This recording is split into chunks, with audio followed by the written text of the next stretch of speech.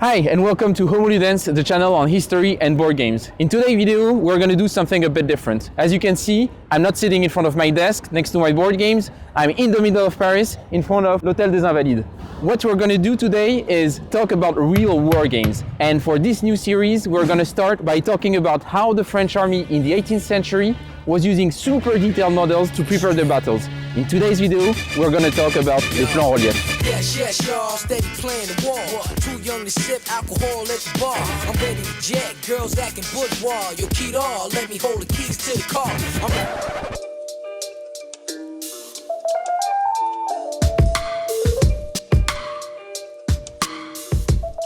Le musée des plans reliefs est un musée qui conserve une collection bien particulière de maquettes anciennes réalisées pour Louis XIV pour représenter au roi les villes fortifiées qui assuraient la défense du territoire aux frontières.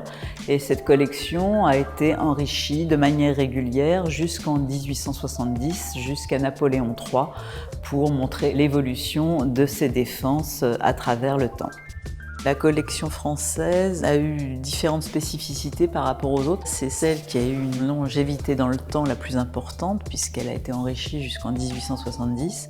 Cette échelle de réalisation était très particulière aussi puisque les autres collections en général privilégiaient la représentation des fortifications, assez peu l'intérieur des villes et pas du tout les campagnes environnantes. Ce système de fortification qu'on appelle la fortification bastionnée, ça naît à peu près en Italie du Nord au début du XVIe siècle. Partout en Europe occidentale, les villes vont s'entourer de fortifications bastionnées jusqu'aux années 1870 pour faire face à l'artillerie et aux boulets de fonte nés à la fin du XVe siècle et pouvoir les utiliser. Les bastions, ce sont ces formes triangulaires, ce sont des ouvrages en terre damée, c'est principalement de la terre avec un peu de maçonnerie pour tenir les terres et qui permettent d'amortir les tirs d'artillerie. À l'inverse, quand vous êtes défenseur, sur les remparts qui relient deux bastions, vous avez un épais matelas de terre qui sert de terrasse d'artillerie où vous placez des canons pour vous défendre. Dès la fin du XVIIe siècle, il y a eu un petit nombre de personnes qui se sont spécialisées dans la fabrication de plans reliefs. Des ingénieurs topographes capables d'aller faire les relevés précis sur le terrain. Des menuisiers, puisque ces maquettes ont toutes leur piétement en bois. Et il y avait ce qu'on appelait à l'époque, le terme ancien pour maquettistes, c'était les modeleurs, qui, une fois les relevés faits, allaient réaliser tous les éléments de décor sur la maquette. Les plans reliefs comme celui de Blaye, qui pour nous sont relativement petits. Entre les premiers relevés sur le terrain et la fin de la fabrication, ça prenait 3 ou 4 ans.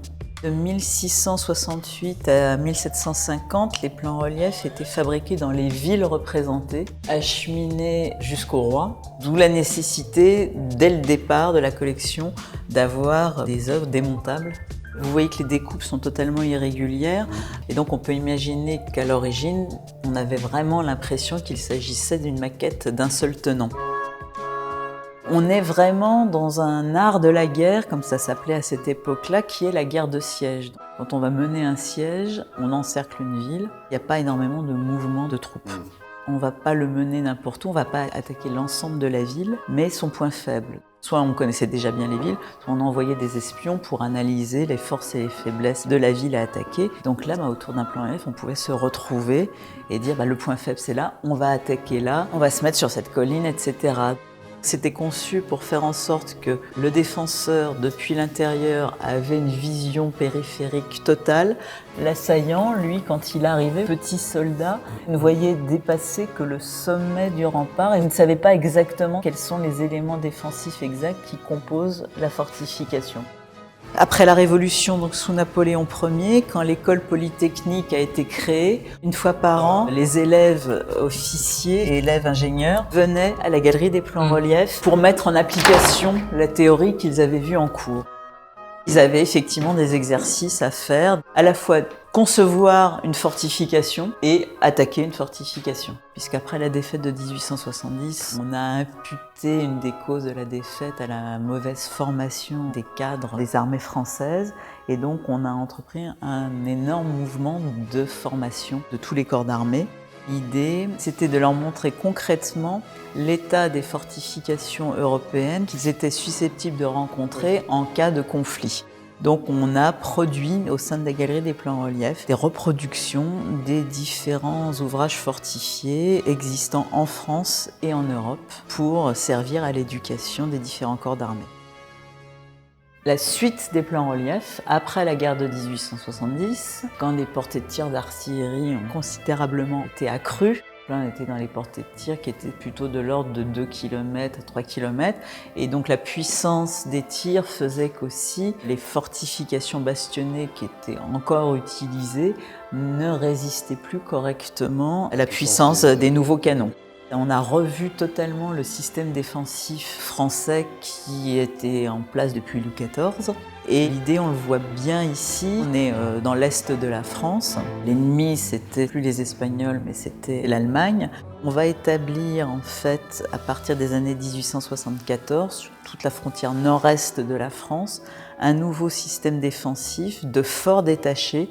Et donc, l'idée, c'est d'avoir un réseau de forts défensifs qui se répondent les uns aux autres et ils sont toujours implantés sur des hauteurs, à peu près à 3 km à distance du centre-ville, donc toujours pour protéger le centre-ville, pour faire en sorte qu'ils puissent en fait contrôler, encore une fois, toutes les voies de communication.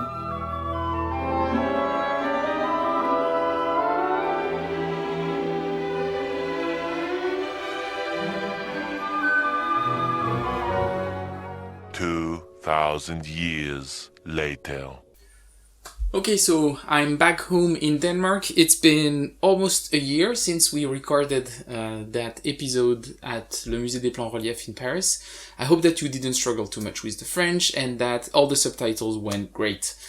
First, I'd like to thank Isabelle and Le Musée des Plans Relief for their support for this project. I was super excited to do something like this, and visiting the museum was a great experience. I think that the collection is amazing, and if you have any interest in military history and or in Paris for a week or something like this, I would definitely recommend visiting that museum, aux Invalides.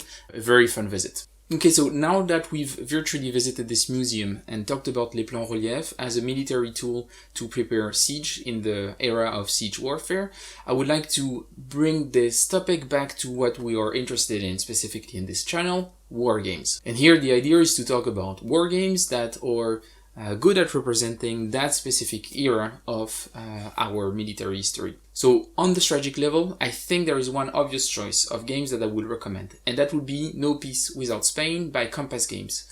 This game is the first of a series of 3 games overall. You could pick any one that you're interested in depending on the topic, but this one is the first one in the series and focuses on the War of Austrian Succession. All of those 3 games are set in the late 17th, early 18th century, so that would be the golden age of siege warfare, and the system is very effective at representing that. It's a medium-weight, card-driven game that uses a point-to-point map, and when you play it, especially as the French player but also as the Dutch, you will quickly realize the importance of this belt of strongholds that was on the northern frontier of France but also on its eastern side in a very easy manner. On a tactical level, there are a bit less options because, as we've seen, siege are a rather long and dull affair that is very technical, and it is very hard to represent with a tactical system something like this while still keeping it like entertaining and having a gaming value. But there is one thing that I thought about. In GMT's Musket and Pie series, there is one citadel storming scenario. In Nothing Gained But Glory by Brian Esclave that you've seen on this channel, there is a scenario on the Battle of Malmö in 1677. And in that scenario, you're actually playing the final days of that battle where the Danish army is attempting to storm the citadel against the Swedes. It was a loss for the Danes, but still a very interesting scenario in a rather heavy system. So that would be maybe one warning for players out there. If you are not into heavyweight hex encounter, that can be a bit of a step too high to get into, but it's a great system, beautiful maps, and I would highly recommend it if you feel that you're up for it. And now that we've talked about Les Plans Relief, now that we've talked a bit about how to game siege warfare going forward if you have any interest in the topic, let's talk about the future of this channel. So I started Homo Ludens around 2 years ago, and even though I had a lot of fun doing all of this, I never really managed to release as many videos as I wanted to, or even making them as good as I wanted to. And that was maybe something that prevented me from releasing all those videos. For example, as I'm recording this video today, at least 4 videos have already been shot or currently being edited and will potentially be released in the next couple of months. So it requires of me a huge amount of work. I didn't have any experience in video filming and editing before starting the channel, and that took a bit of a toll in terms of effort, but also sometimes in terms of frustration compared to the results that I was seeing on this channel. And this is even without counting all the video ideas that I have that I want to do, that I will maybe do in the future, but that I don't even have time to start doing. And I'm talking to you about this at a point in my life where something big is going to happen. I'm currently living in Denmark and I will be moving into the UK in the next few weeks. So that move will mean a few things. First of all, it would mean that I probably won't be able to record any video in the future, and I will also have quite a change of life that might also have an impact on what happens with that channel going forward. So what I'm planning on doing is finishing the videos that I was talking to you about, the ones that are already shot, currently in the process of being edited, and releasing them on my channel. When I will be doing this, and when I will be in the middle of my move and finding another apartment with my partner, what I'll be thinking about is, what do I want to do with this channel going forward? I've been thinking about maybe doing shorter formats to help me keep a specific pace, to make the channel efficient enough for it to have an audience that is stable. But I'm also, to be totally honest, considering just stopping it. It's not really to grab for support or anything. It's just so that I'm very clear with you guys on the fact that some videos are gonna be released, but those might be the last ones. And I'm not really looking for any kind of pity from you. I had a lot of fun. The people that I met on that platform was amazing, and I think that I will probably keep some of them as friends going forward. I have a lot of fun in the wargaming community. I don't need this channel to meet people and have fun with them. I think that over the last few months, thanks to COVID, I've been way more active on Discord, and I met a lot of people, and I've been super active in more of the design community. So I'm having a lot of fun. I'm not stepping back from the community. I will still be involved in it. I'm pretty sure I will still write about war games and make reviews about them. I will keep working for Battles Magazine. I will keep working on Euro War Games with Jan and Ricardo. So all this won't change. It's just the video part of it where I'm thinking, well, it's maybe a bit too much for me. It's taking a huge amount of time, and I don't feel that I'm really as good as I would want it to be. So maybe that would be the occasion to stop.